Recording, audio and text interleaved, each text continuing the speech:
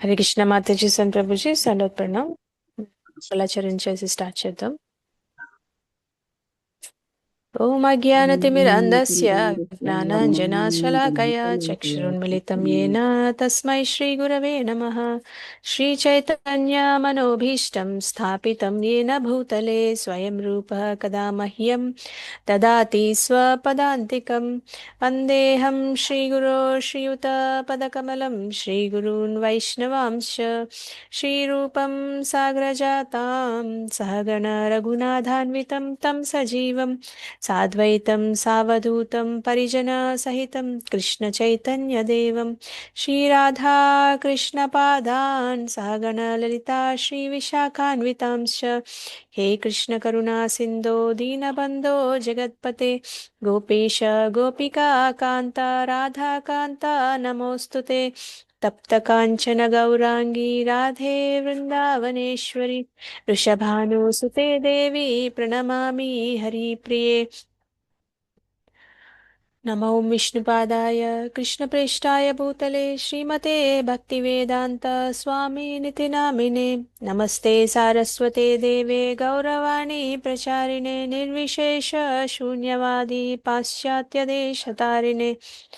వాంఛాకల్పతరుభ్యశ్చ కృపా సింధుభ్యైవ చ పతితానాం పావనేభ్యో వైష్ణవేభ్యో నమో నమః. जय श्री कृष्ण चैतन्य प्रभु नित्यानंद श्री अद्वैत गदाधर श्रीवासादि गौर भक्तवृंद. हरे कृष्णा कृष्णा कृष्णा हरे हरे हरे राम राम राम हरे हरे.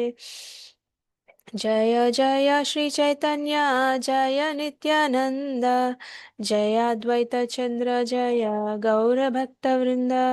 जय जय श्री चैतन्य जय नित्यानंद जय अद्वैत चंद्र जय गौर भक्तवृंद. जय जय श्री चैतन्य जय नित्यानंद जय अद्वैत चंद्र जय गौर भक्तवृंद. ओम नमो भगवते वासुदेवाय. ओम नमो भगवते वासुदेवाय. ओम नमो भगवते वासुदेवाय. नारायणं नमस्कृत्य नरं चैव नरोत्तमं देवीं सरस्वतीं व्यासं ततो जयमुदीरयेत्. नष्टप्रायेषु भद्रेषु नित्यं भागवत सेवया भगवती उत्तमश्लोके भक्तिर्भवति नैष्टिकी. कृष्णाय वासुदेवाय देवकी नन्दनाय च नन्दगोपकुमाराय गोविन्दाय नमो नमः. मुखं करोति वाचालं पङ्गुं लङ्घयते गिरिं यत्कृपातमहं वन्दे श्रीगुरुं दीनतारणं परमानन्दमाधवं श्रीचैतन्य ईश्वरम्. श्री श्री राधा मदन मोहन की जय. श्री श्री गौरनिताई की जय. श्री श्री श्री जगन्नाथ बलराम सुभद्रा माई दर्शन की जय. जगत गुरु पतित पावन श्रील प्रभुपाद की जय. श्रीमद् भगवद गीता की जय. अनंतकोटि वैष्णववृंद की जय.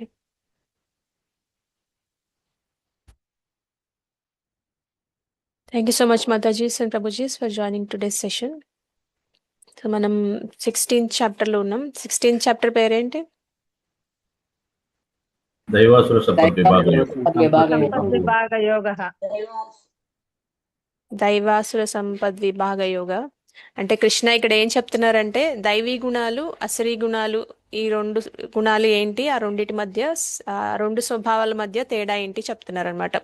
అంటే ఈ ప్రపంచంలో రెండు రకాల మనస్తత్వాలు ఉంటాయి. ఒకటి దైవీ స్వభావం, ఇంకొకటి అసురీ స్వభావం అని చెప్తున్నారు.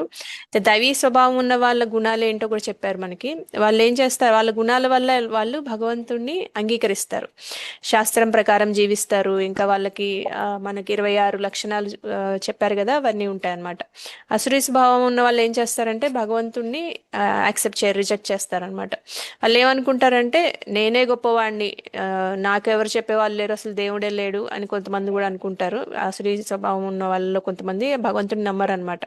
ఇంకా శాస్త్రం అవసరం లేనే లేదు, ఈ జీవితం వచ్చింది నాకు ఇంద్రియ భోగాల కోసమే అని అనుకుంటారంట. అది వాళ్ళ మెంటాలిటీ.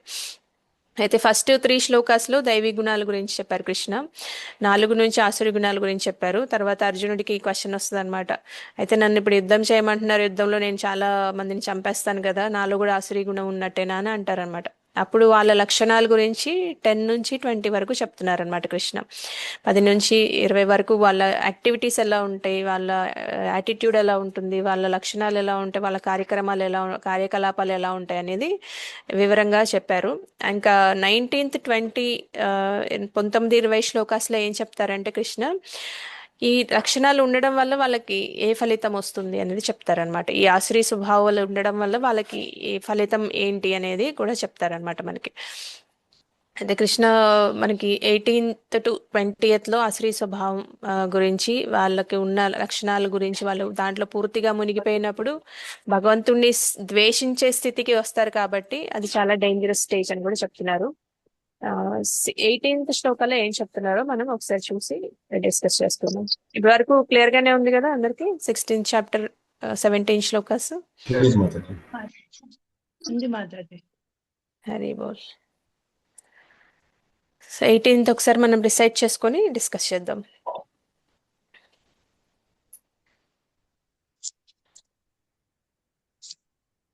అహంకారం బలం దర్పం కామం, సారీ అహంకారం బలం దర్పం కామం క్రోధం చ సంశ్రిత. దర్పం వరకే చదువుదాము. అహంకారం బలం దర్పం అహంకారం బలం దర్పం కామం క్రోధం చ సంశ్రితాః కామం క్రోధం చ సంశ్రితాః మామాత్మపరదేహేషు మామాత్మపరదేహేషు ప్రద్విషంతోభ్యసూయకాః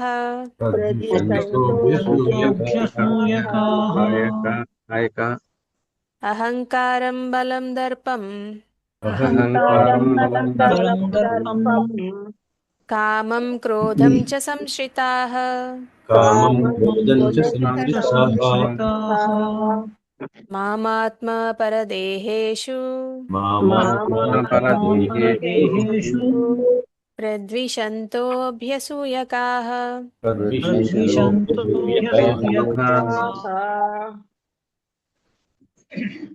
భువనేశ్వరి మాతాజీ, మీరు శ్లోకం డిసైడ్ చేయండి. హరిబోల్ మాతాజీ, అందరికి ప్రణామాలు. అనువాదము. అహంకారము చేతను, బలము చేతను, గర్వము చేతను, కామము చేతను, క్రోధము చేతను భ్రాంతి నొందిన వారై అసుర స్వభావము కలవారు తమ దేహములందును ఇతర దేహములందును నిలిచి ఉన్న దేవాది దేవుడైన నాయుడ అసూయ గలవారై నిజమైన ధర్మమును దూషింతురు. హరిబోల్ మాతాజీ. లోకం మాతాజీ చదవాల్సింది. ఓకే, పర్వాలేదు, చేస్తాను మాతాజీ. నో ప్రాబ్లం మాతాజీ, వేరే వాళ్ళకి అవకాశం ఇద్దాం. ఉషా మాతాజీ, మీరు శ్లోకం డిసైడ్ చేయండి. హరే కృష్ణ మాతాజీ, దండవత్ ప్రణామం. ఓం నమో భగవతే వాసుదేవ. అహంకారం బలం దర్పం కామం క్రోధం చ సంశ్రితాః మామాత్మ పరదేహేషు ప్రద్విషంతో అభ్యసూయకాః. Thank you so much. Hari బోల్ మాతాజీ. కిషన్ ప్రభు, మీరు కూడా శ్లోకం డిసైడ్ చేయండి. హరే కృష్ణ మాతాజీ. అహంకారం బలం దర్పం కామం క్రోధం చ సంశ్రితాః మామాత్మపరదేహేషు ప్రద్విషంతోభ్యసూయక. ధన్యవాదాలు మాతాజీ. హరి బోల్ ప్రభు. సరోజ మాతాజీ, మీరు భాష్యం చదవండి. హరే కృష్ణ మాతాజీ, ధన్యవాద ప్రణామం. శ్రీల ప్రభుపాదకి భాష్యంపై శ్రీల ప్రభుపాద. అసుర స్వభావం గల మానవుడు భగవానుని దేవాది దేవతత్వమును ఎల్లప్పుడూ వ్యతిరేకించుటచే శాస్త్రములను విశ్వసించుటకు అంగీకరింపడు. అతడు శాస్త్రముల పట్లను మరియు దేవాది దేవుడైన శ్రీకృష్ణుని అస్తిత్వం పట్లను అసూయను కలిగి ఉండును. అట్టి దురభిమానమునకు అతని ధనము, గౌరవము మరియు బలములే కారణములు. అతడు ఈ వర్తమాన జీవితము భవిష్య జన్మకు కారణమని ఎరుగకపోవటచే అతడు తన పట్లను మరియు ఇతరుల పట్లను అసూయను కలిగి ఉండును. తత్కారణముగా అతడు తన శరీరమునకు మరియు ఇతరుల శరీరమునకును కూడా హింస కలిగించును. జ్ఞానహీనుడగు చిచ్చే అతడు దేవాది దేవుడైన శ్రీకృష్ణుని పరమ నియామకత్వమును లెక్కజేయుడు. శాస్త్రము మరియు దేవాది దేవుని పట్ల అసూయ గలవాడవుడి చేత భగవానుని అస్తిత్వమునకు విరుద్ధముగా అతడు మిథ్యావాదములను చేయుచు శాస్త్ర ప్రమాణముల అధికారమును త్రోసిపుచ్చును. ప్రతి కార్యమునందును తానే స్వతంత్రుడను మరియు శక్తిమంతుడని భావించును. బలమునందు కానీ, శక్తినందు కానీ, లేదా ధనమునందు కానీ మరెవరును తనతో సమానులు కాలేరనియు, తాను ఏ విధముగానైనను వర్తింపవచ్చుననియు, తననెవరును అడ్డగింపలేరనియు అతడు భావించును. అసుర ప్రవృత్తి గలవాడు తన ఇంద్రియ కార్య ప్రగతిని అడ్డగించు శత్రువు ఉన్నాడని తెలిసినచో అతనిని తన శక్తిని అంతటిని ఉపయోగించి నశింపజేయటకు పన్నాగములను పన్ను. హరే కృష్ణ మాతాజీ. ధన్యవాద ప్రణామ మాతాజీ, అవకాశం ఇచ్చినందుకు. హరిబోల్ మాతాజీ. ఇంకా కృష్ణ ఏం చెప్తున్నారో చూద్దాం. అహంకారం, బలం, దర్పం, కామం, ఇంకా కోపం వీటిని ఆశ్రయించిన ఆసురీ స్వభావం కలవారు తమ శరీరాల్లో ఉన్న పరమాత్మని, ఇతరుల శరీరాల్లో ఉన్న పరమాత్మని అంటే పరమాత్మగా ఉన్న కృష్ణుని ద్వేషిస్తారని చెప్తున్నారు. నిజానికి వాళ్ళు ధర్మాన్ని కూడా నిందిస్తారని చెప్తున్నారు అనమాట కృష్ణ. అయితే మనం ఒక్కొక్కటి చూద్దాము. అహంకారం అంటే ఏంటి? అహంకారం అంటే ఏంటి?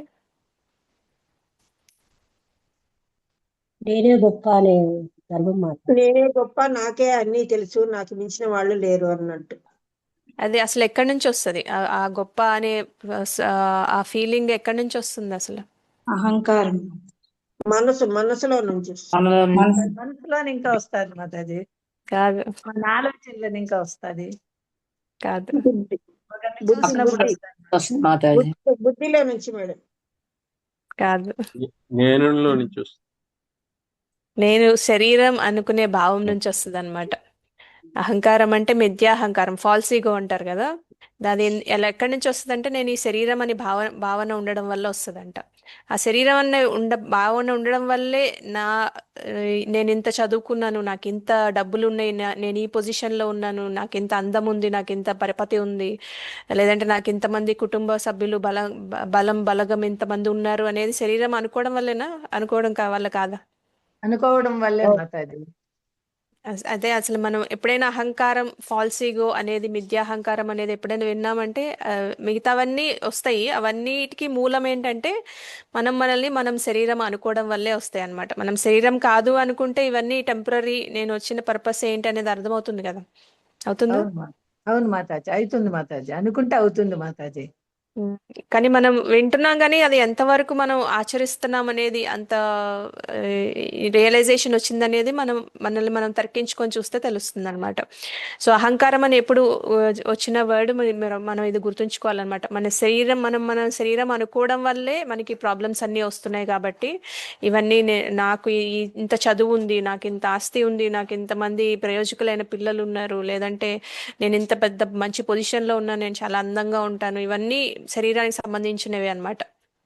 అంటే ఇవే నేను అని అనుకోవడం అనమాట. నిజానికి మనం ఈ శరీరం కాదు, మనం భగవంతుడికి ఎటర్నల్ సర్వెంట్ అంటారనమాట. మనం భగవంతుడి సేవకులము. కానీ జీవుడు ఈ విషయాన్ని మర్చిపోతాడు అనమాట. మర్చిపోయినప్పుడు ఈ అహంకారం అనేది మొదలవుతుంది అనమాట. నేను ఎప్పుడైతే భగవంతుడి సేవకుణ్ణి అని మర్చిపోతానో అప్పటి నుంచి నాకు ఈ అహంకారం, అప్పటి నుంచి నేను ఈ శరీరం అనుకుంటానో ఆ శరీరంతో పాటు వచ్చే విషయాలన్నీ నేనే అనుకుంటాను అనమాట. అలా. సో తర్వాత ఏం చెప్తున్నారు? బలం. ఈ ఆసురీ స్వభావం ఉన్న వాళ్ళకి ఎక్కువగా ఉంటుందని చెప్తున్నారు ఈ అహంకారం అనేది. తర్వాత బలం అంటే స్ట్రెంగ్త్ అన్నమాట. స్ట్రెంగ్త్ అంటే మనకి ఒక ఫిజికల్ స్ట్రెంగ్త్ అనే అనుకోకూడదు. శారీరక బలం మాత్రమే కాదు, మనకి ఏదైనా టాలెంట్ ఉండొచ్చు, మనకి డబ్బులు ఉండొచ్చు, డబ్బు బలం, లేకపోతే పరపతి ఎక్కువ ఉండొచ్చు, లేదంటే తెలివితేటలు ఎక్కువ ఉండొచ్చు. కానీ ప్రాబ్లం ఏంటంటే అవన్నిటిని మనం ఎక్కడ వాడుతున్నాం అనేది ప్రాబ్లం. అవన్నిటిని మనం ఒకవేళ ఇంద్రియ సుఖాల కోసం, మనల్ని మనం గొప్పగా నిరూపించుకోవడం కోసం, మనం అహంకారంగా మన బాడీలీ ప్లెజర్స్ కోసం వాడుతున్నామా, లేకపోతే భగవంతుడి సేవలో వాడుతున్నామా అనే దాన్ని బట్టి మనకి ఆసురీ గుణం ఉందా, దైవీ గుణం ఉందా అనేది అర్థమవుతుంది అనమాట. అంటే ప్రతి వాళ్ళకి కొన్ని టాలెంట్స్ ఉంటాయి, ప్రతి వాళ్ళకి కొంత ఇంటెలిజెన్స్ ఉంటుంది, ప్రతి వాళ్ళకి కొంత డబ్బులు ఉంటాయి, లేదంటే కొన్ని మంచి గుణాలు ఉంటాయి. అవన్నీ మనం భగవంతుడి సేవలో వాడుతుంటే కనుక అది దైవీ గుణం అవుతుంది. లేదు ఇవన్నీ నేను నా సొంత ఇంద్రియ సుఖాల కోసమే వాడతాను అనుకుంటే అది ఆసురీ గుణం అవుతుంది అనమాట. సో తర్వాతది ఏం చెప్తున్నారు, దర్పం అంటున్నారు. దర్పం అంటే గర్వం, పొగరు. అంటే ఒక మనిషి లోపల ఇలా అనుకుంటాడు అనమాట, ఈ ఆసురీ గుణం ఉన్న వాళ్ళు నన్నెవరు ప్రశ్నిస్తారు, నాకంటే ఎవరు గొప్ప, నేను చెప్పిందే కరెక్ట్ అనేది ఒక గర్వం అనమాట. ఆ దర్పం ఉంటే గనక ఆ, అది ఈ అహంకారం వల్లే ఈ దర్పం కూడా వస్తుంది అనమాట. సో అప్పుడు ఏమనుకుంటు డివోటీ అసోసియేషన్ కూడా యాక్సెప్ట్ చేయరు అనమాట. ఈ గర్వం ఉన్న వాళ్ళు ఎవరైనా మన డివోటీ అసోసియేషన్లోకి వచ్చినా కూడా వాళ్ళు చాలా గురు సాధు శాస్త్ర చెప్పినవి అవేమి యాక్సెప్ట్ చేయరు. ఇంకా వాళ్ళ అభిప్రాయం ఎలా ఉంటుందంటే, నా నా నా సంగతి నాకు తెలుసు, నేను ఏ దారిలో వెళ్ళాలి నాకు తెలుసు, నాకు ఎవరు చెప్పాల్సిన అవసరం లేదు అని కూడా అనుకుంటారంట. అది దర్పం. ఇంకా నెక్స్ట్ కామం గురించి చెప్పారు కృష్ణ. అంటే కామం అంటే ఎలా ఉంటుందంటే వాళ్ళకి చాలా బలమైన కోరిక ఉంటుంది అనమాట. బలమైన కోరిక అంటే అన్కంట్రోల్డ్ డిజైర్ ఉంటుంది. ఇది కావాలి, ఇప్పుడే కావాలి, ఇది నా ఇంద్రియ భోగం కోసం కావాలి అని అన్కంట్రోల్డ్ డిజైర్ అనమాట. ఇంద్రియ నిగ్రహం అనేది అస్సలు ఉండదు వాళ్ళకి. సో ఈ డిజైర్కి లిమిట్ అనేది ఉండదు అనమాట. అంటే లిమిట్ ఉండదంటే ఒక డిజైర్, ఒక కోరిక తీరగానే ఇంకో కోరిక వస్తుంది, ఇంకోటి తీరగానే ఇంకో నెక్స్ట్ లెవెల్ కోరిక వస్తుంది, దాని తీరగానే ఇంకా నెక్స్ట్ లెవెల్ కోరిక వస్తుంది అనమాట. అంటే ఇప్పుడు కొంత మనీ ఉన్నాయి, దాన్ని కొంచెం సంపాదిస్తారు, అది సరిపోదు, ఇంకా ఎక్కువ డబ్బులు కావాలనుకుంటారు. పేరు ప్రఖ్యాతులు కొంచెం ఉంటాయి, అది ఇంకా కావాలి, ఇంకా ఎక్కువ పేరు తెచ్చుకోవాలి అని ఎక్కువగా కష్టపడుతూ ఉంటారనమాట. ఆ కష్టపడే టైంలో ఆ కోరిక అంత బలంగా ఉంటుంది కాబట్టి పక్కన వాళ్ళకి హాని కూడా చేసేస్తారు, ఈ విలువల్ని కూడా మర్చిపోతారనమాట. ఇంకా గౌరవం వస్తే ఇంకా నాకు ఇంకా ఎక్కువ నన్ను పొగడాలి అందరూ, నాకు ఇంకా ఇది మంచిగా నన్ను అందరు అప్రిషియేట్ చేయాలి, నన్ను ఎక్కువగా పొగడాలి అని ఎక్కువ చేయించుకోవాలనే దానివల్ల నెక్స్ట్ లెవెల్కి వెళ్ళిపోతూ ఉంటారనమాట. దాంతో సంతృప్తి అనేది ఉండదు. అది కామం అని చెప్తున్నారు. ఇంకా క్రోధం అంటే ఇప్పుడు మనకి ఎక్కువ బలమైన కోరికలు ఉంటే అవి తీరకపోతే ఏమొస్తుంది, కోపం వస్తుంది. కోపం వస్తుంది. అంటే డిజైర్ ఫుల్ఫిల్ అవ్వకపోతే కోపం వచ్చేస్తుంది అనమాట. మనకి 2.6263లో ఏం చెప్పారు, గుర్తున్నాయి ఎవరికైనా 2 శ్లోకాలు? క్రోధాద్భవతి సమ్మోహ సమ్మోహ స్మృతి విభ్రమ స్మృతి భ్రంశాత్ వినాశం. బుద్ధినాశాత్ ప్రణశ్యతి. 63 అది. 62లో ఏం చెప్పారంటే, ధ్యాయతో విషయాన్ పుంస సంగస్తేషు ఉపజాయతే సంగాత్ సంజాయతే కామాత్ క్రోధోభిజాయతే. సో అయితే ఈ 2 శ్లోకాలు మనం ఎప్పుడు గుర్తుంచుకోవాలన్నమాట. సో ఇంద్రియ విషయాలు, మనం ఇంద్రియ సంబంధమైన వస్తువుల్ని ధ్యానించడం అంటే ఏంటంటే, ఫర్ ఎగ్జాంపుల్ ఇప్పుడు ఎవరికైనా ఒక పెద్ద ఇల్లు ఉందనుకోండి, ఎవరికైనా ఒక పెద్ద కారు ఉందనుకోండి, లేదంటే కొంతమందికి కార్ల మీద చాలా ఇంట్రెస్ట్ ఉంటుంది. ఇంట్రెస్ట్ ఉన్నప్పుడు ఏం చేస్తారు, రోడ్డు మీద వెళ్ళేటప్పుడు ఏ కార్ కనపడితే ఆ కార్ మీద రీసెర్చ్ చేస్తారనమాట. దాని గురించే డిస్కస్ చేసుకుంటూ ఉంటారు, దాని గురించే చెప్తూ ఉంటారనమాట. అంటే దాని మీద కోరిక వచ్చినప్పుడు దాని గురించి డిస్కస్ చేసినప్పుడు ఇంకా బలంగా అయిపోతుంది అనమాట. అది నాకు కావాలి అనిపిస్తుంది అనమాట. అలా కావాలనిపించినప్పుడు దాని మీద అటాచ్మెంట్ పెరిగిపోతుంది. ఆ అటాచ్మెంట్ పెరగడం వల్ల ఈ డిజైర్ అనేది స్టార్ట్ అవుతుంది. ఓకే, ఎక్కువ మాట్లాడుకుంటే దాని మీద డిజైర్ వస్తుంది అనమాట. దాని మీద కోరిక వచ్చినప్పుడు అటాచ్మెంట్ వస్తుంది. అటాచ్మెంట్ వచ్చినప్పుడు అది కోరికగా మారుతుంది అనమాట. ఆ కోరిక తీరితే మనకి పర్వాలేదు, తీరితే ఏమొస్తుంది, సంతోషం వస్తుంది. సంతోషం టెంపరీగా వస్తుంది, కానీ గ్రీడీ అయిపోతారు అనమాట, లోభం Greedy. పెరిగిపోతుంది. సో కామానికి 2 బ్రదర్స్ అని చెప్తారనమాట, క్రోధం, లోభం. ఈ 3 గేట్స్ టు హెల్ అని మనం చదువుకున్నాం కదా ఇంతకుముందు చాప్టర్లో కూడా. అయితే కామం తీరకపోతే క్రోధం వస్తుంది, తీరితే లోభం వస్తుంది అనమాట. సో కామం నుంచి క్రోధం అనేది పుడుతుందని చెప్తున్నారు. ఆ క్రోధం వలన మనకి అధికమైన క్రోధం వల్ల మోహం వస్తుంది అనమాట. ఆ మోహం వల్ల మనకి స్మృతి భ్రమిస్తుంది అంటారు. అంటే మనకి చాలా ఎక్కువ కోపం వస్తే చాలాసార్లు మనం చెప్తూ ఉంటాం కదా, అదేదో కోపంలో ఉన్నాను, నా ఉద్దేశం అది కాదని మనం చాలా మందికి చెప్తూ ఉంటామా? చెప్పారా మీరు Yes. కూడా? Yes. అంటే మనం ఏం చేస్తున్నాం అనేది మనకు తెలియదు అనమాట. మోహం అనేది వస్తుంది ఆ కోపం వల్ల. ఆ మోహం వల్ల మనకి స్మృతి అనేది భ్రమిస్తుంది అనమాట. స్మృతి భ్రమించడం వల్ల బుద్ధి నాశనం అయిపోతుంది. బుద్ధి నాశనం అవడం వల్ల మనం ఏం చేస్తున్నాం మనకు తెలియదు అనమాట. సో ఆ బుద్ధి నాశనం అవడం వల్లే మనం చేసే పనుల వల్ల మానవుడు మళ్ళీ తిరిగి సంసార సాగరంలో పడిపోతూ ఉంటాడని కృష్ణ మనకి 2.63లో చెప్పారనమాట. సో అటాచ్మెంట్ నుంచి డిజైర్ వస్తుంది, డిజైర్ నుంచి కోపం వస్తుంది, కోపం నుంచి మోహం వస్తుంది, మోహం నుంచి ఇలా ఫ్లో అనమాట. మోహం నుంచి స్మృతి భ్రమిస్తుంది, స్మృతి భ్రమించినప్పుడు బుద్ధి నాశనం అయిపోతుంది, బుద్ధి నాశనం అయితే మనం ఏం చేస్తాం మనకే తెలియదు. అలాంటి పనుల వల్ల మనం మళ్ళా సంసార సాగరంలో మన నెక్స్ట్ జన్మలు అనేవి క్రియేట్ అవుతాయి అని చెప్తున్నారు అనమాట. దానికి కారణం మనమే అని చెప్తున్నారు. అయితే ఇలాంటి వ్యక్తి చివరికి ఏం చేస్తాడంటే, ఏం చేస్తాడని కృష్ణ చెప్తున్నారంటే, ఈ కామం క్రోధం ఇవన్నీ ఉన్న వాళ్ళు ఏం చేస్తారంటే మామాత్మ పరదేహేషు ప్రద్విషంత అని చెప్తున్నారు. సూర్యక అంటే ఏం చెప్తున్నారంటే వాళ్ళ శరీరంలో ఉన్న భగవంతుణ్ణి ఇతర శరీరాల్లో ఉన్న భగవంతుణ్ణి ద్వేషిస్తారని చెప్తున్నారు అనమాట. మామాత్మ పరదేహేషు ప్రద్విషంత అంటున్నారు. అంటే వాళ్ళు భగవంతుణ్ణి ద్వేషిస్తారని చెప్తున్నారు అనమాట. అంటే కృష్ణుడు పరమాత్మగా ప్రతి ఒక్కళ్ళ హృదయాల్లో ఉంటారు. అంటే నా హృదయంలో, మీ హృదయంలో, ప్రతి జీవి హృదయంలో కూడా ఉంటారనమాట. సో ఒక వ్యక్తి ఇతరులని ద్వేషిస్తున్నారంటే వాళ్ళు ఎవరినైనా ఇన్సల్ట్ చేస్తున్నా కూడా, ఎవరినైనా అన్నెసరిగా ఏదో ఒకటి అనేసి హర్ట్ చేస్తున్నా కూడా యాక్చువల్గా వాళ్ళు భగవంతుణ్ణి డిస్రెస్పెక్ట్ చేస్తున్నట్టు అర్థం అని చెప్తున్నారు. అంటే ఇప్పుడు మనం ఎవరినైనా ఏదైనా తప్పు చేస్తే గనక మనం కోపడతాం కదా, కోపడతామా?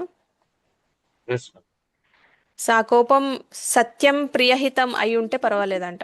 సత్యం ప్రియహితం కాకుండా అది నిజంగా మన ఈగో హట్ అయ్యి మనం వాళ్ళని హట్ చేయాలనుకుంటే కనుక అది భగవంతుడిని డిస్రెస్పెక్ట్ చేస్తున్నట్టు అని చెప్తున్నారు. అందుకే డివోటీస్ అయితే ఎలా ఉంటారంటే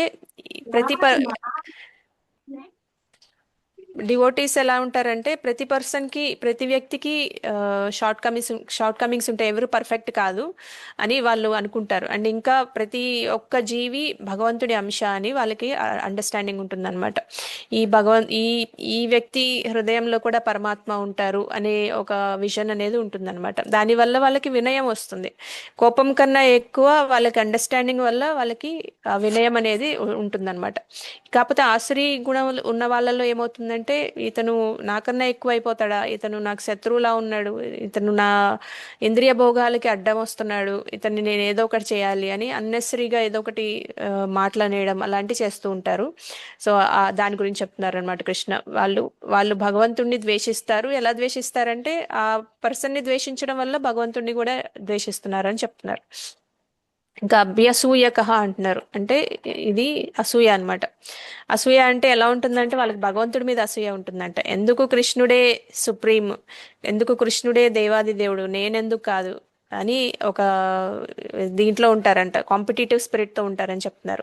అంటే ఇది ఆర్డినరీ జెలసీ కాదా, నార్మల్ అసూయ కాదని చెప్తున్నారు అనమాట. భగవంతుని పొజిషన్ని యాక్సెప్ట్ చేయకపోవడం అనేది అసూయ అనమాట. అంటే వీళ్ళు భగవంతుడే లేడు, ఇవన్నీ నేను ఎందుకు చేయాలి, చక్కగా నేను ఇంద్రియ భోగాలు అనుభవిస్తానని అనుకోవడం కూడా భగవంతుడి మీద ఎన్వి. భగవంతుడే ఎందుకు ఆనందించాలి, నేను ఎందుకు ఆనందించకూడదు, భగవంతుడికే ఎందుకు అన్ని సేవలు చేయాలి, నేను ఎందుకు సేవలు చేయించుకోకూడదు అని అనుకుంటారంట. అయితే నేను కూడా చాలాసార్లు అనుకున్నాను యాక్చువల్గా భగవంతుడిని ద్వేషించే వాళ్ళు భగవంతుడికి కాంపిటీషన్ వెళ్ళే వాళ్ళు కూడా ఉంటారా అని నాకు ఒక డౌట్ వచ్చింది అనమాట. అయితే ప్రభుజీ వాళ్ళ ఫ్రెండ్ ఒక ఆయన ఉన్నారు. ఆయన ఒకసారి ఇంటికి వచ్చినప్పుడు ఆయన చెప్తున్నారనమాట, మా వైఫ్ ఎప్పుడు పూజలు చేస్తూ ఉంటుంది, ఆ పూజలు ఏదో నాకు చేయొచ్చు కదా, నేను ఇంట్లో ఉన్నాను కదా, నేనే భర్తే ప్రత్యక్ష దైవం అంటారు కదా, నాకే పూజలు చేయొచ్చు కదా, దేవుడికి ఎందుకు పూజలు చేస్తుంది, టైం అంతా వేస్ట్ చేసుకుంటుంది అని అన్నారనమాట. సో అప్పుడు నాకు అర్థమైంది, ఓకే ఇలా కూడా ఆలోచిస్తారు కాబోలు అని నాకు అప్పుడు తట్టింది. సో అట్లా ఆలోచించడం కూడా అసురీ స్వభావం అనమాట. అంటే కృష్ణ అనే దేవాది దేవుడు అనే నిజాన్ని వాళ్ళు టాలరేట్ చేయలేరు అనమాట. దానివల్ల ఏమనుకుంటారు, కృష్ణుడే ఎందుకు గొప్ప, నేను కూడా గొప్పే కదా, నేను కూడా గొప్ప అవుతాను, నేను కూడా భగవంతుడిని అవుతానని కొంతమంది అనుకుంటారంట. ఇప్పుడు మనం చాలా మందిని చూస్తూ ఉంటాం కదా, ఈ కలియుగంలో అలాంటి చాలా కామన్గా చూస్తూ ఉంటాం. చాలా మంది సెల్ఫ్ డిక్లేర్డ్ గాడ్స్ ఉంటారనమాట. వాళ్ళకే పూజలు చేస్తూ ఉంటారు కొంతమంది. సో అలాంటివి కూడా జరుగుతూ ఉంటాయి ఈ కలియుగంలో. అయితే మనకి ప్రాక్టికల్ లైఫ్లో ఎవరైనా డివోషన్ చేస్తే కూడా వీళ్ళు ఆసురీ స్వభావం ఉన్న వాళ్ళు ఏం చేస్తారంటే, ఎందుకు చాంటింగ్ చేస్తున్నావు, దీనివల్ల నీకేం వస్తుంది, ఎందుకు ప్రసాదం అని రెస్ట్రిక్షన్స్ రూల్స్ పెట్టుకుంటున్నావు, దీనివల్ల నీకు ఎందుకు శాస్త్ర ప్రకారం జీవించాలి అంటే లైఫ్ని ఎంజాయ్ చేయలేకపోతున్నావు, ఇంత రెస్ట్రిక్షన్ పెట్టుకొని నువ్వేం ఆనందంగా లేవు, నన్ను చూడు నేను చక్కగా ఎక్కడంటే అక్కడ వెళ్తాను, ఏదంటే తినేస్తాను అని కొంతమంది అంటూ ఉంటారనమాట. సో ఇది కూడా స్లోగా కృష్ణ కాన్షియస్నెస్ని క్రిటిసైజ్ చేయడం అవుతుంది అనమాట. కృష్ణుడిని విమర్శించడంతో సమానం అనమాట ఇది కూడా. సో అది కూడా ఆసురీ స్వభావం కిందకే వస్తుంది అనమాట. అయితే మనం మనం నిన్న కూడా చెప్పుకున్నాం, మొన్న ఈ ముందు శ్లోకాస్ చెప్పుకున్నప్పుడు కూడా చెప్పుకున్నాము. మనం ఏం చేయాలంటే ఈ డిమోనియాక్ క్వాలిటీస్, ఈ డివైన్ క్వాలిటీస్, ఈ ఆసురీ స్వభావం, ఈ దైవీ స్వభావం అని అందరినీ ఎంచకూడదు అనమాట. ఓకే ఈ పర్సన్కి ఇలాంటి స్వభావం ఉంది అని మనం ఒక లేబుల్ వేయకూడదు అనమాట. ఇతను అన్ని అసురీ స్వభావం లాగా ఉన్నాడు అని ఎవరిని మనం ఎంచకూడదంట. భగవద్గీతలో మనకి ఏది చెప్పినా కూడా సెల్ఫ్ అనాలిసిస్ కోసం అని చెప్తారు. అంటే మనల్ని మనం ఆ, తర్కించుకోవడం కోసం అని చెప్తారు అనమాట. అంటే మనలో ఫాల్స్ ఈగో ఉందా, మనలో అహంకారం ఉందా, మనలో దర్పం ఉందా, మనలో కోపం ఉందా, మనం కృష్ణుణ్ణి డౌట్ చేస్తున్నామా ఎక్కడన్నా, కంప్లీట్ గా ఫెయిత్ ఉందా మనకి ఎలాంటి సిచ్యుయేషన్ వచ్చినా. అంటే మన జనరల్ గా కొన్నిసార్లు ఎలా ఉంటుందంటే కొన్ని విషయాల వరకు మనం టాలరేట్ చేస్తాం. ఏదన్నా మనకి అనుకూలంగా అవ్వంది, మనం అన్ఎక్స్పెక్టెడ్ గా అవ్వంది, చాలా మెటీరియల్ గా ఇబ్బంది పెట్టేది వచ్చినప్పుడు మనం డౌట్ వస్తుంది అనమాట. నేను ఎందుకు ఇంత కష్టపడి చాంటింగ్ చేస్తున్నాను, అసలు ఇదంతా నాకు ఉపయోగపడుతుందా లేదా, అసలు కృష్ణుడు ఉన్నాడా అనే డౌట్ వస్తుంది అనమాట. వస్తుందా, ఎవరికైనా వచ్చిందా అట్లా? సిట్యుయేషన్ బట్టి వస్తుంది. అంటే మనందరి సిట్యుయేషన్స్ కొంచెం బాగున్నాయి కాబట్టి మనకి రాకపోవచ్చు. కానీ ఎప్పుడైనా మెటీరియల్గా బాగా ఇబ్బంది అనేది మనం అన్ఎక్స్పెక్టెడ్గా మనం తట్టుకోలేనంత ఇబ్బంది వచ్చినప్పుడు మనం భగవంతుడిని నమ్ముతామా? అదే సేమ్ ఫెయిత్ ఉంటుందా? ఎస్ మాతాజీ, నాకు అలా అయితే అనిపించింది మాతాజీ. మళ్ళీ నా మనసుకు నేనే సర్దుకొని, అయ్యో ఎంతెంత మంది చేస్తున్నారు, ఎంతెంత గురువులు ఉన్నారు అని చెప్పి నా ఆలోచన ఏంటి ఎంత తప్పుగా వస్తుందని మళ్ళీ నేనే వేసుకొని స్టార్టింగ్ చేస్తాను మాతాజీ. నాకు వెరీ అలా గుడ్. ఉంది. హరే కృష్ణ. అంటే ఇంకా నేను భక్తిలోకి ఎదగలేకపోతున్నానా మాతాజీ? పాయింట్ అలా వచ్చింది. అంటే సిట్యుయేషన్ ని బట్టి మనం చేంజ్ అవుతూ ఉంటాం మాతాజీ. అంటే మనం అవును. మనం సాధక స్టేజ్ లో ఉన్నాం కాబట్టి ఇవన్నీ వస్తూ ఉంటాయి. కానీ మనం సాధు శాస్త్ర ఆశ్రయం తీసుకున్నట్టయితే మనం మంచి దారిలో కరెక్ట్ గా ఆలోచన విధానం అనేది కరెక్ట్ గా వెళ్తుంది.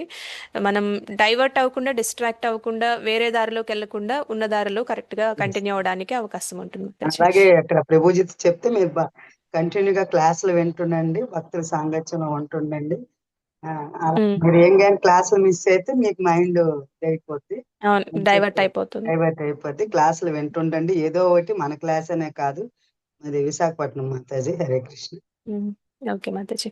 సో అయితే మనకి అలాంటి డౌట్స్ వస్తున్నాయి లేదా మనల్ని మనం తర్కించుకోవడం కోసం అన్నమాట. అంటే మనం భక్తుల్ ఫాల్ట్ ఫైండింగ్ చేస్తున్నామా, వీళ్ళల్లో లోపాలు ఎతుకుతున్నామా, అలాంటివి కూడా చూసుకుంటూ ఉండాలి. మనం జనరల్ గా ఏం చేస్తామంటే భక్తుల్లో అందరిలో ఇదేంటి వీళ్ళు ఇలా చేస్తున్నారు అంటే మనకు ఒక ఎక్స్పెక్టేషన్ ఉంటుంది భక్తులు ఇలానే ఉండాలి అని. అది మీట్ అవ్వకపోతే ఏమవుతుందంటే మనం ఏం చేస్తాం, ఓకే ఇది వీళ్ళలో ఈ లోపం ఉంది అని మనకు వెంటనే మైండ్ చెప్తుంది అనమాట. అలా మనం ఎంచుతున్నామా లేదా, ఇవన్నీ మనం ఇంట్రాస్పెక్ట్ చేసుకోవాల్సిన పాయింట్స్ అన్నమాట. మనం ఎవరి మీద అప్లై చేసే కన్నా ముందు మనల్ని మనం అనలైజ్ చేసుకోవాలని చెప్తున్నారు అనమాట. ఇది మనం బాగా గుర్తుంచుకోవాలి. జనరల్గా మనకి ఏదైనా నాలెడ్జ్ ఉంటే అది పక్కన వాళ్ళు బాగా చేయాలనుకుంటాం, మనం చేస్తున్నాం లేదా అనేది మనం కరెక్ట్గా ఒక్కొక్కసారి మర్చిపోతూ ఉంటాము. దాన్ని మనం పదే పదే గుర్తు చేసుకుంటూ ఉండాలి, మనల్ని మనం అనలైజ్ చేసుకుంటూ ఉండాలన్నమాట. దీనివల్ల మనం ఈ 16th చాప్టర్లో దైవీ గుణాలు అసురీ గుణాలు మనందరిలో ఉంటాయి, కానీ వాటిని మనం గుర్తించి దాన్ని మార్చుకుంటూ వెళ్తున్నామా, లేదంటే దాన్ని వేరే వాళ్ళ మీద వాడి మనం అంతా గొప్పవాళ్ళం అనుకుంటున్నామా. మనం గొప్ప అనుకోవడం కూడా ఆసురీ స్వభావం అనమాట. సో అది కూడా మనం చెక్ చేసుకుంటూ ఉండాలి ఎప్పటికప్పుడు. సో ఈ శ్లోకంలో అది చెప్పారు Krishna. So next 19th 20th లో ఇలాంటి స్వభావం ఉన్న వాళ్ళ ఫలితం, వాళ్ళకి ఏం ఫలితాలు వస్తాయని చెప్తారు అనమాట. అది చూద్దాము. క్లియర్ గానే ఉందా? ఉంది మాతాజీ. ఎస్ మాతాజీ, క్లియర్ మాతాజీ. హరి బోల్. సో 19th శ్లోక చూద్దాం ఇప్పుడు. తానహం ద్విషతః క్రూరాన్ క్రూరాన్ సంసారేషు నరాధమాన్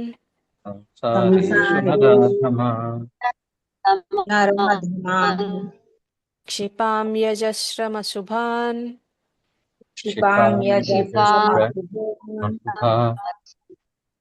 ఆసురీష్వేవ యోనిషు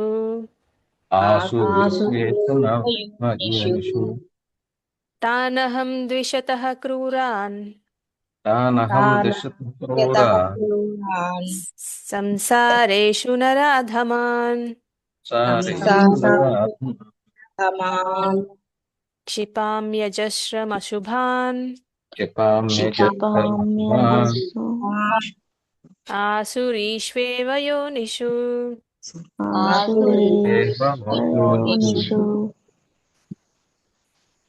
నరసింహ ప్రభు, మీరు శ్లోకం రిసైట్ చేయండి. దండోత్ప్రణం మాతాజీ. హరే కృష్ణ.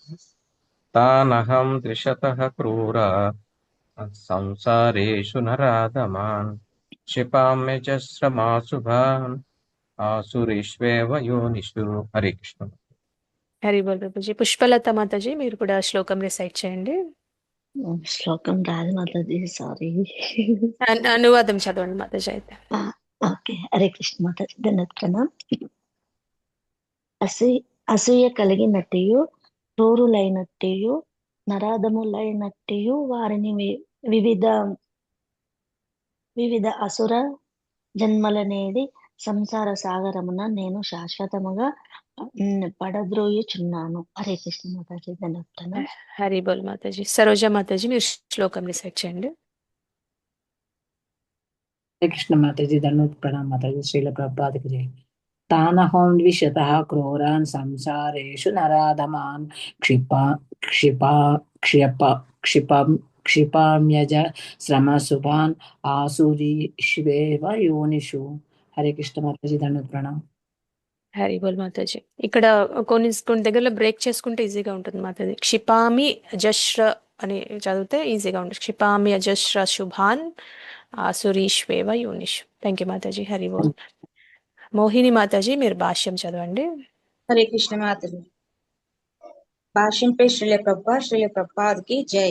ఈ శ్లోకము ఒక జీవుని ప్రత్యేక దేహమునందు ప్రవేశింపజేయుట అనునది శ్రీకృష్ణ భగవానుని విశేష అధికారమని అత్యంత స్పష్టముగా చెప్పబడినది. అసుర స్వభావము కలిగిన మానవుడు భగవానుని పరమాధికారమును అంగీకరింపక తన ఇచ్ఛానుసారమే వర్తించినను అతని భవిష్యత్తు జన్మము మాత్రము అతనిపై కాకుండా దేవాది దేవుని నిర్ణయము పైననే ఆధారపడి ఉండును. జీవుడు మరణానంతరము దైవశక్తి పర్యవేక్షణమున మాతృ గర్భమున ప్రవేశపెట్టబడుననియు అక్కడ అతడు తగిన దేహమును పొందుననియు శ్రీమద్ భాగవతము 3వ స్కందమున తెలుపబడినది. కనుకనే భౌతిక జగత్తున జంతువులు, కీటకములు, మానవులు వంటి పెక్కు జీవ జాతులను మనము గాంచుదుము. ఇవి అన్నియును శ్రీకృష్ణ భగవానుని శక్తిచే ఏర్పరచబడినవే గాని యాదృచ్ఛికముగా కావు. అసుర స్వభావము గల మానవులకు సంబంధించినంత వరకు వారు సదా అసుర యోనులందే ఉంచబడుదరనియు తత్కారణముగా వారు అసూయ కలిగిన వారగును నరాధములగును కొనసాగు చుందురనియు ఇక్కడ స్పష్టముగా చెప్పబడినది. అట్టి మానవులు ఎల్లప్పుడూ కామపూరితులు గాను హింసా ప్రవృత్తితో నిండియున్నట్టి వారు గాను దేహముతో నిండి అపశృతులుగా నుందురు. అరణ్యమునందు నివసించు పలు రకములైన వేటగ్రాండ్రు అట్టి అసుర జీవజాతికి చెందిన వారుగా పరిగణింపబడుదురు. హరే కృష్ణ మాతాజీ. ధన్యవాదాలు. హరి బోల్ మాతాజీ. అయితే ఇక్కడ కృష్ణ ఇంతకు ముందు ఏం చెప్పారు మనకి, ఇలా అసూయతో ద్వేషంతో క్రూరులుగా ఉండే వాళ్ళు ఎలా ఉంటారు చెప్పారు. ఇప్పుడు వాళ్ళందరికీ ఎలాంటి జన్మలు వస్తాయని చెప్తున్నారు అనమాట. అసుర జన్మలు వస్తాయని చెప్తున్నారు అనమాట. వాళ్ళని శాశ్వతంగా ఈ సంసార సాగరంలో అసుర జన్మల్లో పడేస్తాను అని చెప్తున్నారు అనమాట కృష్ణ. అయితే మనం ఇక్కడ జనరల్గా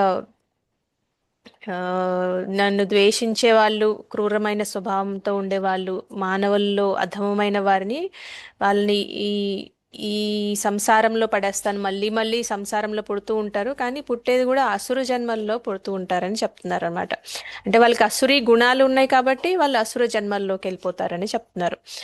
అయితే ఇది వింటే మనకి కొంచెం హార్ష్గా అనిపిస్తుంది. కృష్ణ చాలా మెర్సిఫుల్ కదా, మరి ఎందుకు ఇలా చేస్తున్నారని డౌట్ వస్తుందా మీకు? వస్తుంది మాతాజీ. వస్తుందా? ఓకే. కృష్ణ ఎప్పుడు మెర్సిఫుల్గానే ఉంటారు, ఆయన ఎవరిని హేట్ చేయరు. కానీ జీవుడు రిపీటెడ్గా కృష్ణాన్ని రిజెక్ట్ చేసి, శాస్త్రాన్ని రిజెక్ట్ చేస్తే, డివోటిషన్ రిజెక్ట్ చేస్తే, అతని ఫ్రీ విల్ స్వాతంత్రం ఏదైతే ఉంటుందో దాన్ని తప్పుగా వాడుకుంటే కృష్ణ అతని కోరిక ప్రకారం తగిన సిట్యుయేషన్ ఇస్తారనమాట. అంటే ఫర్ ఎగ్జాంపుల్ ఇప్పుడు మనం చిన్న సింపుల్ ఎగ్జాంపుల్ తీసుకుంటే, ఒక నాన్ వెజిటేరియన్ ఉన్నాడు అనుకోండి. అసలు నాన్ వెజిటేరియన్కి ప్రతిరోజు నాన్ వెజిటేరియన్ తినాలనే కోరిక ఉంటుందన్నమాట. ఎంత తిన్నా కూడా మళ్ళీ next day evening non veg లేదా అని అడుగుతూ ఉంటారా? అలాంటి వాళ్ళు మీకు తెలిసిన వాళ్ళు ఉన్నారా? ఉంటారు మాతాజీ. సో అలాంటి వాళ్ళు ఏం చేస్తారు, అలాంటి వాళ్ళకి ఏంటంటే ఆ కోరిక బలంగా ఉందన్నమాట. సో అంత బలంగా ఉంది కాబట్టి కృష్ణ ఏం చేస్తారు నెక్స్ట్ జన్మ ఆసురి దానికి అను- అసురీ దానికి అను- గుణాలు ఉన్న ఆ, వాళ్ళని దానికి వాళ్ళు అనుకూలంగా జన్మనిస్తుంటారు. ఉండే దానికి అనుకూలంగా జన్మనే ఉండే ఇస్తుంటారు. శరీరాన్ని ఇస్తారనమాట. సో నాన్ వెజిటేరియన్ కి అనుకూలంగా ఉండే శరీరం ఏంటి? రోజు నాన్ వెజ్ అంటే ఏది తిన్నా ఎప్పుడు నాన్ వెజ్ ఉండే శరీరాలు ఏమున్నాయి? పులిగా సింహము పులి, పులి, సింహము, నక్క, జంతువుకి ఇలా. సంబంధించిన వాళ్ళు అవుతారు. ఆ, అందుకనే వాళ్ళ కోరిక ప్రకారమే కృష్ణ వాళ్ళకి జన్మ ఇస్తున్నారు అనమాట. అంటే ఇక్కడ మనకి ప్రభుపాదుల వారు కూడా ఏం చెప్తున్నారంటే ఇదంతా యాదృచ్ఛికం కాదు, భగవంతుడి నిర్ణయం మీద ఆధారపడి ఉంటుంది, భగవంతుడే మన కంట్రోలర్ అని చెప్తున్నారు. కానీ కృష్ణ ఆ, వాళ్ళ ఫ్రీ విల్ ని వాళ్ళు తప్పుగా వాడుకొని కోరికల్ని వేరేగా తీసుకెళ్తే గనక ఆ కోరికలకి తగ్గట్టుగా వాళ్ళకి ఆ జన్మలు వస్తాయని చెప్తున్నారు అనమాట. ఆసురి, ఇది స్మాల్ ఎగ్జాంపుల్, బట్ మిగతా అన్నిటికీ కూడా అలానే వర్తిస్తుంది అనమాట. అయితే ఇక్కడ ద్విష్ట అని చెప్తున్నారు అనమాట. ద్విష్ట అంటే ద్వేషించే వాళ్ళు అనమాట. క్రూరాన్ అంటే క్రూరంగా ఉండేవాళ్ళు. క్రూరం అంటే మనం అనుకున్నాం శారీరక హింస మాత్రమే కాదు, అది స్పిరిచువల్ ప్రోగ్రెస్ అంటే ఆధ్యాత్మిక పురోగతిని కూడా అడ్డుకోవడం అనేది అది క్రూయాలిటీ కిందకు వస్తుంది అనమాట. అంటే ఒక జీవిని ఆ, ఈ కృష్ణ చైతన్యం నుంచి దూరం చేయడం కూడా నిజమైన హింస అని చెప్తున్నారు. శ్రీల ప్రభుపాదుల వారు కూడా ఎప్పుడు చెప్తూ ఉంటారు రిపీటెడ్గా, రియల్ వెల్ఫేర్ అంటే జీవాత్మని కృష్ణుడి వైపుకి తీసుకెళ్లడం. మనం ఇప్పుడు ఎవరైనా బాగు కోరుకున్నాం అనుకోండి, ఇప్పుడు మన పిల్లలు ఉంటారు, లేదంటే మన రిలేటివ్స్ ఉంటారు, మన పేరెంట్స్ ఉంటారు, వాళ్ళందరినీ మనం బాగు కోరుకోవాలంటే వాళ్ళని భక్తిలో ముందుకు వెళ్ళమని మనం ప్రోత్సహించాలన్నమాట. అంతేగాని మనం ఈ మెటీరియల్ కంఫర్ట్స్ ఇవన్నీ ఇవ్వడం వరకు ఓకే, ఇవన్నీ ఇవ్వద్దని ఎవరు చెప్పట్లేదు. కానీ ఆ, మన డ్యూటీ మనం చేయాలి. మనం అందరినీ, మనకు తెలిసిన వాళ్ళందరినీ కృష్ణ చైతన్యం వైపుకి నడిపించాలన్నమాట. అది మనం రియల్ వెల్ఫేర్ కోరుకోవడం అని చెప్తున్నారు అనమాట. నిజంగా మనం వాళ్ళ అభివృద్ధి కోరుకుంటే, నిజంగా వాళ్ళని మనం ప్రేమిస్తే మనం భగవంతుడికి దగ్గర చేయాలి వాళ్ళని అని చెప్తున్నారు అన్నమాట. ప్రభుపాదుల వారు ఇది ఎప్పుడు చెప్తూ ఉంటారు. మనకి ఒక ఎగ్జాంపుల్ కూడా చెప్తారు. ఒక పిల్లవాడు తప్పిపోతాడు, వాళ్ళ తండ్రి చాలా ధనవంతుడు. ఈ ఎగ్జాంపుల్ గుర్తుందా మీకు? మర్చిపోయారు. ఎస్ మాతాజీ. ఆ పిల్లవాడిని ఆ, వెళ్ళి మీ తండ్రి చాలా ధనవంతుడని కొన్ని డబ్బులు ఇచ్చి, కొన్ని కంఫర్ట్స్ ఇచ్చి వదిలేస్తే బాగుంటుందా? అతని రియల్ తండ్రి దగ్గరికి తీసుకెళ్ళి తండ్రి వదిలేస్తే దగ్గరికి బాగుంటుంది? తీసుకెళ్తే బాగుంటది. రియల్ తండ్రి దగ్గరికి తండ్రి తీసుకెళ్ళి తండ్రి దగ్గరికి దగ్గరికి తీసుకెళ్తారు. వెళ్తే లైఫ్ లాంగ్ బాగుంటుంది మాతాజీ. అయితే మనకి రియల్ ఆ డబ్బు తండ్రి ఎవరు? కృష్ణ పరమాత్మ. కృష్ణ. సో అందుకనే మనకి మనం కూడా కృష్ణ. మనకి ఎవరైనా ఇష్టమైన వాళ్ళు ఉన్నారంటే వాళ్ళని మనం భగవంతుడికి దగ్గరికి తీసుకెళ్ళడానికి దారి చూపించాలన్నమాట. మనకి చేతనైనంత వరకు మనకి ఏదైతే బెస్ట్ పాసిబుల్ అవుతుందో అంతవరకు చేయమని చెప్తారు. అంటే మనకి చేతగానిది, మన క్యాపబిలిటీ లేనిది చేయాలని చెప్పరు. ఆ, మనకి ఎంతవరకు వీలైతే అంతవరకు మనకున్న జ్ఞానంతో కానీ, మనకున్న సదుపాయాలతో కానీ వాళ్ళని మంచిగా కృష్ణుడి వైపుకి మరలించడం మన కర్తవ్యం అన్నమాట. ఇంకా నరాధమ అని అంటున్నారు, అంటే లోయెస్ట్ అమాంగ్ మ్యాన్ కైండ్ అంటారు. ఎందుకు లోయెస్ట్ అంటే హ్యూమన్ బర్త్ అనేది, ఈ మానవ శరీరం దొరకడం అనేది చాలా అరుదు అనమాట. అంటే మనకు వచ్చేసింది కాబట్టి మనకు అంత తెలియట్లేదు వాల్యూ. జనరల్గా మనకు అంతే కదా, మన చేతిలోకి వస్తే దాని విలువ అంత అనిపించదు, మనకి లేనప్పుడు మనకి అది కావాలనిపిస్తుంది. అవునా? ఏదన్నా వస్తువు కానీ ఆ, ఏదన్నా మనకి లేదు, అంటే మనకి ఎక్కువ కావాలనిపిస్తుంది. అవునా కదా? ఎస్ మన చేతిలోకి వస్తే అంతే, దాని మీద అంత విలువ ఉంటుందా మనకి? ఉండదు మాతాజీ. సో అదే మానవ జన్మ కూడా మనం అలానే మనకి చాలా రేర్, మనకి 84 లక్షల జీవరాశుల్లో ఒక్కటి మానవ జన్మ, అది చాలా అరుదుగా వస్తుందని తెలిసినా కూడా మనం దాన్ని మంచిగా వాడుకుంటున్నామా? అది మనం ఆలోచించాలి. మనం ఇంకా ఎంత మంచిగా వాడుకోవాలి దీన్ని మనం ఆలోచించాలన్నమాట. అయితే ఎందుకంటే మనకి ఈ మానవ జన్మలోనే మనకి ఆ డిస్క్రిమినేషన్ ఉంటుందన్నమాట. అంటే మనం ఏది తప్పు, ఏది కరెక్ట్, ఏది నేనెవరిని, అసలు భగవంతుడు ఎవరు, మన జీవిత లక్ష్యం ఏంటి అని ఇవన్నీ అడగగలిగే శక్తి, వినగలిగే శక్తి, అర్థం చేసుకునే శక్తి మానవ జన్మలో ఎక్కువగా ఉంటుంది అనమాట. కాన్షియస్నెస్ డిఫరెన్స్ ఉంటుంది.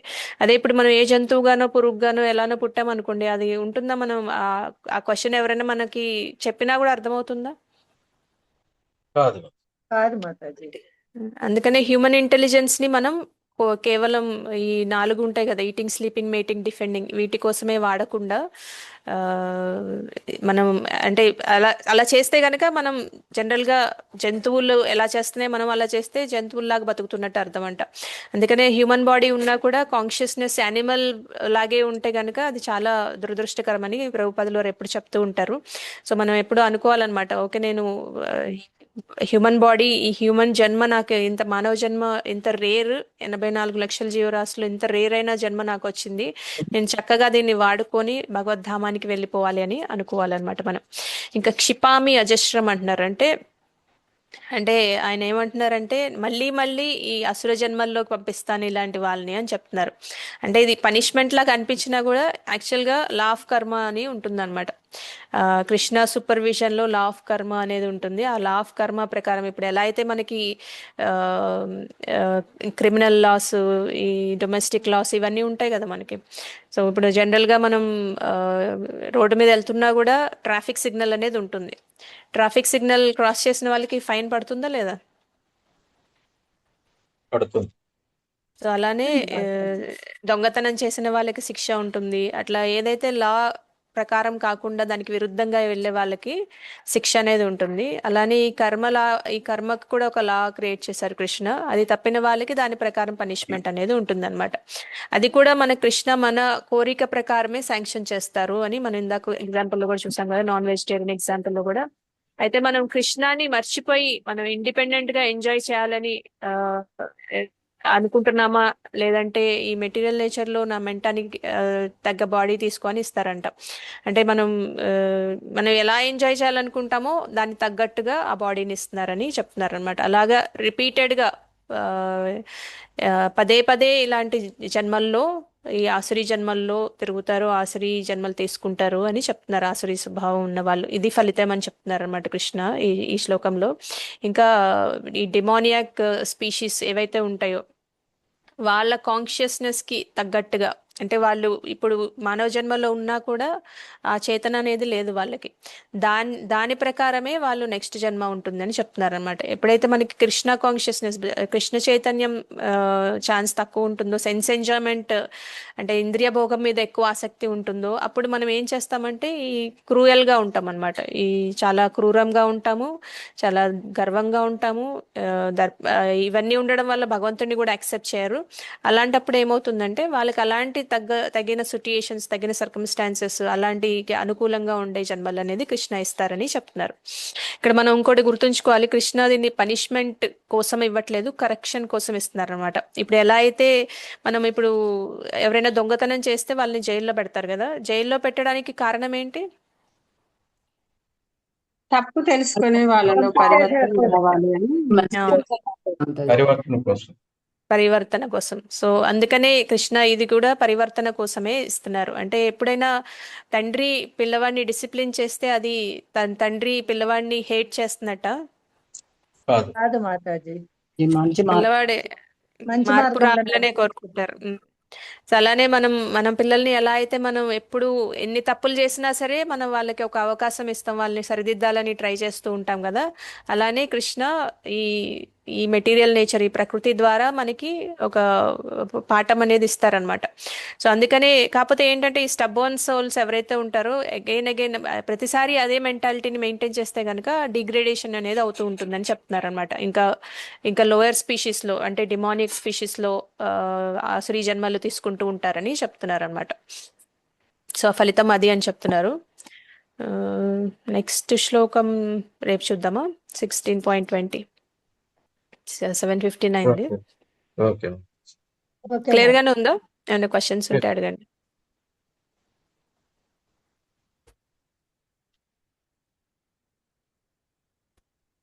క్వశ్చన్స్ ఏం లేవా? Okay, thank you Mataji. రెండు శ్లోకానికి అంత వివరంగా చెప్తున్నారు, ఇంకేం మాతాజీ మాతాజీ రెండు శ్లోకాలకు చేరి అర్థం చెప్పండి మాతాజీ. ఒక 2 శ్లోకాలకి అర్థమా? అయితే మన ఎవరికి అర్థమైందో వాళ్ళని అడుగుదాం. అయితే ఒక లైన్ లో ఎవరైనా చెప్పాలనుకుంటే హ్యాండ్ రైస్ చేయండి. ఇప్పుడు మనం చెప్పుకునే 2 శ్లోకాస్. హరే కృష్ణ మాతాజీ, ప్రణామాలు మాతాజీ, దండవత్ ప్రణామాలు మాతాజీ. హరే ఇప్పుడు కృష్ణ మాతాజీ. అంటే ఎగ్జాంపుల్ గా చెప్పారు కదా మాతాజీ, అంటే ఇప్పుడు దొంగతనం చేసే వాళ్ళకి శిక్ష ఇస్తే వాళ్ళ యొక్క పరివర్తన అంటే జైలరు చెప్తుంటారు, లేదంటే చుట్టూ కొంచెం పరివర్తన ఉన్న వాళ్ళని చూస్తే పరివర్తన వస్తుంది కదా మాతాజీ. ఒకవేళ ఇప్పుడు నాన్ వెజ్ బాగా తినే వాళ్ళని అంటే వాళ్ళ కోరిక మేరకు పులి అట్లా జంతువు జన్మలు వస్తూ ఉంటే వాళ్ళ అట్లా జన్మలు తీసుకుంటే పరివర్తన ఎట్లా వస్తుంది మాతాజీ? జంతువు జన్మల్లో కూడా ఇప్పుడు మనం కూడా ఎన్ని జన్మలు తీసుకొని ఈ జన్మకు వచ్చాం కదా మాతాజీ. సో అట్లానే వాళ్ళకు కూడా అవకాశం అనేది ఉంటుందన్నమాట. కాకపోతే వాళ్ళ కోరిక తీరినప్పుడు ఎప్పుడైనా సరే ఆ కోరిక మీద విసుగు అనేది వచ్చినప్పుడు వాళ్ళకి పరివర్తన అనేది స్టార్ట్ అవుతుంది. బాగా బలమైన కోరిక ఉందంటే ఆ కోరిక ఎక్కువగా డామినేట్ చేస్తుంది. ఆ కోరిక కోసం వాళ్ళు దాని గురించి ఎక్కువ ఆలోచిస్తారు, పరివర్తన గురించి ఆలోచించరు అనమాట. సో ఎప్పుడైతే ఆ కోరిక బాగా తీరిపోయినప్పుడు వాళ్ళకి విరక్తి అనేది వచ్చినప్పుడు పరివర్తన అనేది స్టార్ట్ అవుతుంది. సో అలాంటి అవకాశాలు భగవంతుడే ఇస్తారు. ఇప్పుడు మనందరం కూడా మానవ జన్మ డైరెక్ట్ గా రాలేదు కదా, మనం కూడా చాలా రకరకాల జీవరాశుల్లోకి వెళ్ళి మానవ జన్మ తీసుకొని వచ్చాం. ప్రతి మానవుడు అంటే అందరికీ ఒకలా ఉండదు, కాకపోతే జనరల్ గా ఏంటంటే అలా చాలా జీవరాశుల్లోకి వెళ్ళి వెళ్ళి వెళ్ళి వెళ్ళి అరుదుగా ఒకసారి మానవ జన్మ అనేది లభిస్తుంది అనమాట. సో ఆ మానవ జన్మ అనేది లభించిందంటే పరివర్తన వచ్చినట్టే కదా. ఎస్ మాతాజీ. సో అలా మనకి అవకాశాలు భగవంతుడే ఇస్తారు. మంచి థ్యాంక్ ప్రశ్న యూ సో అడిగారు మచ్ మాతాజీ. మాతాజీ. అంటే బాగా కోరిక అది తీరినప్పుడు అంటే అది అంతా అనుభవించేసినాక అది దాని మీద విసుగు అనేది వస్తుంది, దానివల్ల పరివర్తన వస్తుంది. Thank you Mataji. విసుగు హరే కృష్ణ విసుగు మాతాజీ. వల్ల రావచ్చు, లేదంటే ఎవరైనా భక్తుల మెర్సీ వల్ల అవ్వచ్చు, భగవంతుడి మెర్సీ కాజ్లెస్ మెర్సీ వల్ల అవ్వచ్చు. లేదంటే ఇప్పుడు ఆ సింహానికి ఆ పులికి ఎప్పుడైనా ఒక గుడి దగ్గరికి వెళ్ళే అవకాశం రావచ్చు, లేదంటే ఒక సాధువు దగ్గర ఏదన్నా ఆయన వదిలేసిన రెమినెంట్స్ తినే అవకాశం, ప్రసాదం తినే అవకాశం రావచ్చు, అప్పుడు పరివర్తన రావచ్చు. ఎలాంటి సిచ్యుయేషన్ లో అయినా రావచ్చు మాతాజీ. థ్యాంక్ యూ మాతాజీ. హరే కృష్ణ. హరే కృష్ణ. 16.18 ఎవరు చెప్తారు ఒక లైన్ లో? ఉషా మాతాజీ, సరోజా మాతాజీ హ్యాండ్ రైస్ చేశారు, ఎవరైనా చెప్తారా? హరే కృష్ణ మాతాజీ. దండవత్ ప్రణామ్ మాతాజీ. హరే కృష్ణ. బలము, గర్వం, కామ క్రోధాలు, మోహితులైనటువంటి అసురు స్వభావం కలిగిన వాళ్ళు వాళ్ళ శరీరంలో ఉండి పక్కన ఉన్న శరీరంలో ఉన్న పరమాత్మను చూసి దూషించడము, నిజమైన ధర్మాన్ని ఒప్పుకోరన్నమాట. హరిబోల్ మాతాజీ. సో భువనేశ్వరి మాతాజీ చెప్పినట్టు ఈ అహంకారం, బలం, దర్పం, కామం, కోపం వీటన్నిటిని ఆశ్రయించిన వారు ఆశ్రీ స్వభావం ఉన్నవాళ్ళు. సో వాళ్ళు ఏమనుకుంటారంటే వాళ్ళ శరీరాల్లో ఇతరుల శరీరాల్లో ఉన్న భగవంతుణ్ణి ద్వేషిస్తారనమాట. ఇప్పుడు ఆశ్రీ స్వభావం అంటేనే అది కదా. ఈ అహంకారం ఉందంటే మనం భగవంతుణ్ణి యాక్సెప్ట్ చేస్తున్నట్టు కాదనమాట. సో వీళ్ళందరూ ద్వేషిస్తున్నారు. నిజమైన ధర్మాన్ని కూడా నిందిస్తారనమాట. ఎవరైనా రైట్ మార్గంలో వెళ్ళిన వాళ్ళని నిందిస్తారు, భగవంతుడు లేడని చెప్తారు. ఇదంతా ఉన్నది ఒకటే జిందగీ, దీన్ని ఎంజాయ్ చేయాలి, ఇదేంటి రోజు పూజలు పునస్కారాలు చాంటింగ్లు ఇలాంటి తిరగద్దని, ఇది కూడా ఆశ్రీ స్వభావమే మాతాజీ. పావని మాతాజీ 16.19 చెప్తారా? కృష్ణ మాతాజీ. హరే కృష్ణ మాతాజీ. ధన్యవాదం. సో 18 లో చెప్పినట్టు ఎలా అయితే మనం అహంకారాన్ని, అసూయని పెంచుకుంటామో అహంకారం ద్వారా, ఆ అసూయ కలవారు ఎలా తయారవుతారు అంటే చాలా క్రూరంగా, లైక్ కరుణ అనేది లేకుండా తయారవడం వల్ల వాళ్ళు అతమజ లో లోవర్ బర్త్ ప్లానెట్స్ మనం హింస చేసేలాగా పుడతాము. అంటే ఏంటంటే సర్వదా హింసాత్మకము, ద్వేషం కలిగి ఉంటాము. ఎప్పుడు కూడా పవిత్రం అవ్వడానికి కూడా ఛాన్స్ లేకుండా ఆ జన్మలు తీసుకుంటూనే ఈ సంసార సాగరంలో లైఫ్ అండ్ డెత్ సైకిల్లో తిరుగుతూనే ఉండాల్సి వస్తుంది అనేది చెప్పారు మాతాజీ. హరి బోల్ మాతాజీ, చక్కగా చెప్పారు. భువనేశ్వరి మాతాజీ మీరు చెప్పండి ఇప్పుడు. 18-19 మీకేం అర్థమైంది?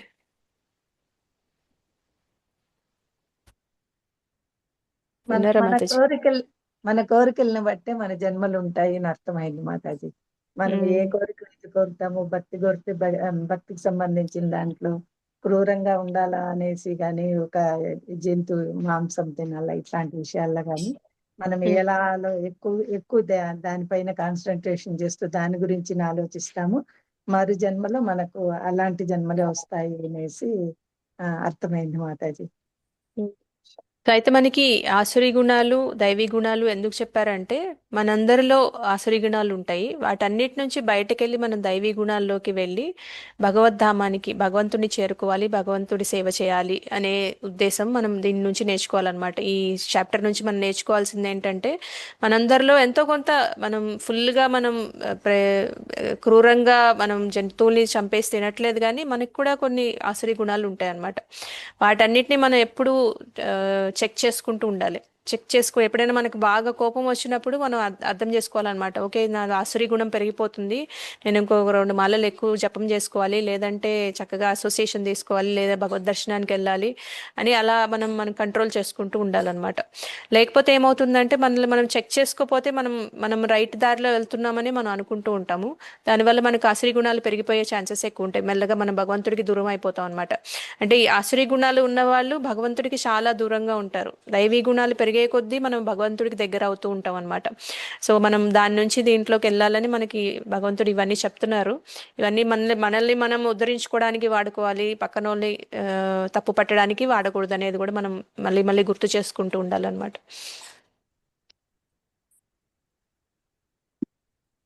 Okay Matajis and prabhujis, thank you so much for joining today's session. ఇంకేం ప్రశ్నలు లేకపోతే మనం క్లోజ్ చేసుకుందాం. వాంఛాకల్పతరుభ్యశ్చ కృపాసింధుభ్యో చ పతితానాం పావనేభ్యో వైష్ణవేభ్యో నమో నమః. అంతకోటి వైష్ణవ వృంద కీ జై. శ్రీల ప్రభుపాద్ కీ జై. శ్రీమద్ భగవద్గీత కీ జై. హరే కృష్ణ మాతాజీ దండవత్ ప్రణామం. హరే కృష్ణ ప్రభు దండవత్ ప్రణామం. హరే కృష్ణ మాతాజీ